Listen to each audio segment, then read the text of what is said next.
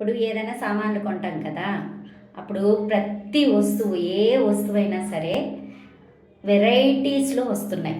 ఒకప్పుడు ఏ కంపెనీ అయినా ఒకే వస్తువు దొరికేది. ఫర్ ఎగ్జాంపుల్ ఇప్పుడు కాంటినెంటల్ కాఫీ పొడి ఉంది. అది బాటిల్స్లో వస్తుంది, శాకెట్స్లో వస్తుంది, చిన్న సైజు శాకెట్స్లో వస్తుంది, రకరకాలుగా వేరియేషన్స్లో వస్తుంది. బాటిల్స్లో కాస్ట్లీగా ఉండేది కాస్ట్లీ అనమాట.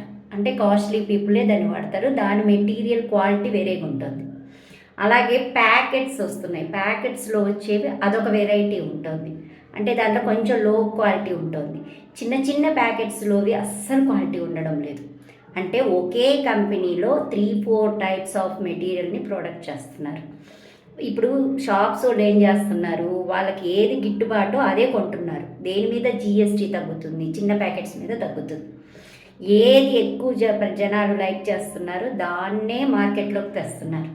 ఎక్కువ కాస్ట్ అనేవి ఎక్కువ పెద్ద పెద్ద మాల్స్లో, షాపింగ్ మాల్స్లో అట్లాంటి దగ్గర మాత్రమే దొరుకుతున్నాయి. డైలీ దొరికే దగ్గర దొరకడం లేదనమాట.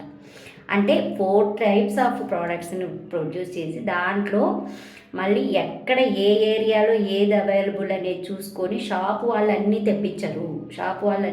మనకు దొరకవేవి. ప్రతి దానికి మళ్ళీ మాల్కి వెళ్ళాల్సిందే. మంచి క్వాలిటీ కావాలంటే మాల్కి వెళ్ళాల్సిందే.